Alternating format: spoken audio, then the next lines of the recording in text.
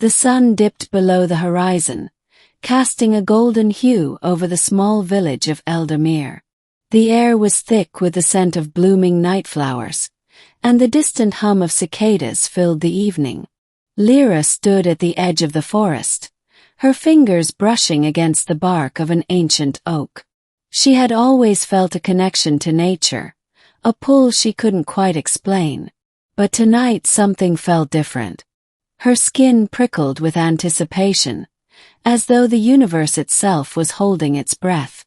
Lira had always known about the bonding mark, a small, intricate swirl of silver on her wrist that had been there since birth. It was a symbol of destiny, a sign that one day she would find her soulmate.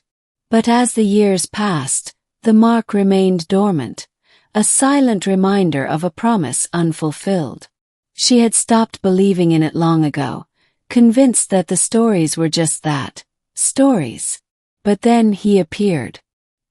His name was Kael, a traveler from the northern lands.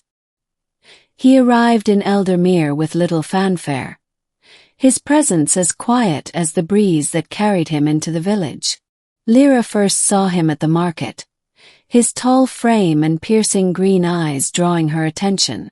There was something about him, something that made her heart skip a beat. She tried to ignore it, to brush it off as mere curiosity, but the feeling lingered.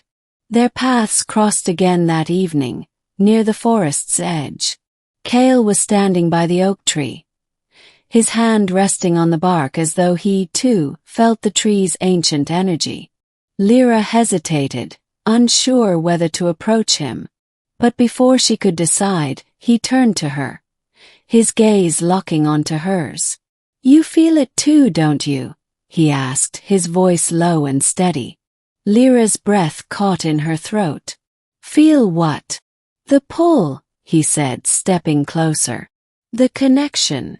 She wanted to deny it, to tell him he was imagining things. But the truth was she did feel it. There was an undeniable force drawing her to him, something she couldn't explain. Before she could respond, Kael reached out, his fingers brushing against her wrist where the bonding mark lay hidden beneath her sleeve. The moment his skin touched hers, the mark began to glow. A soft, silver light emanated from the swirl, illuminating the space between them. Lira gasped, her eyes widening in shock. She had heard the stories, of course, but she had never truly believed them. Not until this moment. The glow grew brighter, spreading warmth through her body, and she felt a surge of emotions she couldn't quite name. Joy, longing, relief. It was as though a missing piece of her soul had finally been found. Kael's eyes mirrored her astonishment.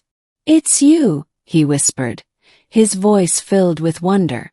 "I've been searching for you." Lira's mind raced, trying to make sense of what was happening. "But how? I didn't think. I stopped believing." Kael smiled, a gentle, understanding smile. "Sometimes, the things we stop believing in are the ones that find us when we least expect it."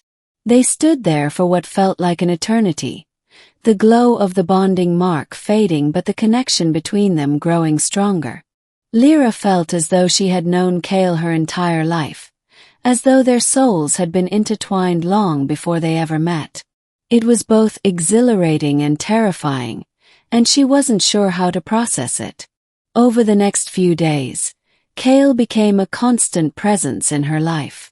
They spent hours talking, sharing stories of their pasts, their dreams, their fears. Lira learned that Kael had been searching for her for years, guided by the faint pull of his own bonding mark. He had traveled across continents, faced countless challenges, all in the hope of finding her. And now that he had, he wasn't about to let her go. But as much as Lira wanted to embrace this newfound connection, she couldn't shake the feeling of unease that lingered in the back of her mind. She had spent so long believing that the bonding mark was nothing more than a fairy tale, and now that it had come true, she wasn't sure how to reconcile her doubts with the reality before her. One evening, as they sat by the river, Lira finally voiced her concerns. "What if this is all a mistake?" she asked, her voice barely above a whisper. "What if the bonding mark is wrong?" Kael turned to her, his expression serious. "Do you feel like it's wrong?" Lira hesitated. "No," she admitted. "But that doesn't mean it's right. What if we're just caught up in the idea of it? What if we're forcing something that isn't really there?" Kael reached for her hand, his touch sending a shiver down her spine. "Lira, the bonding mark is just a symbol.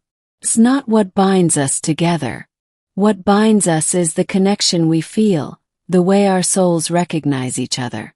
The mark is just a reminder of that." His words resonated deep within her, easing some of her doubts. But there was still one question that haunted her. "What if I'm not enough?" she asked, her voice trembling. "What if I can't live up to what you've been searching for?" Kael's eyes softened, and he cupped her face in his hands. "Lira, you are more than enough. You are everything I've been searching for and more.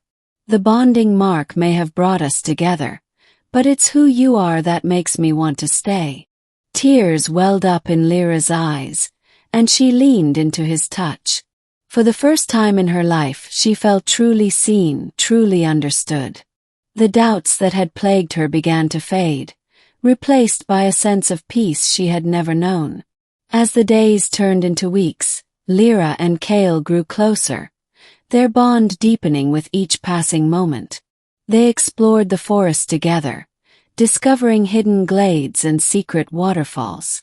They shared their hopes and dreams, building a future in their minds that felt more real than anything Lira had ever imagined. But their happiness was not without challenges. The village of Eldermere was small, and news of the bonding mark's activation spread quickly. Some were thrilled for Lira, seeing it as a sign of good fortune. Others were skeptical, whispering that the bonding mark was nothing more than an old wives' tale. And then there were those who were envious, their jealousy manifesting in cruel words and sideways glances. Lira tried to ignore the negativity, focusing instead on the love she had found with Kael. But the weight of the village's expectations began to wear on her. She felt as though she was constantly being watched, judged, and she wasn't sure how much longer she could bear it.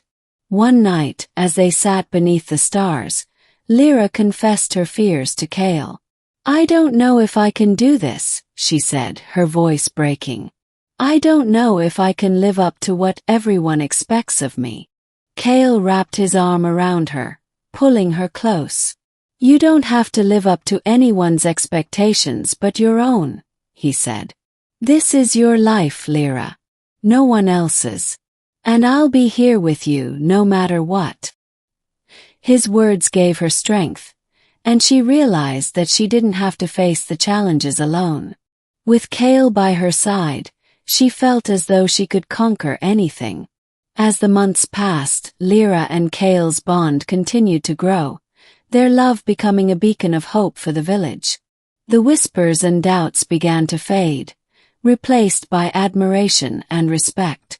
And though the bonding mark had brought them together, it was their love that kept them strong.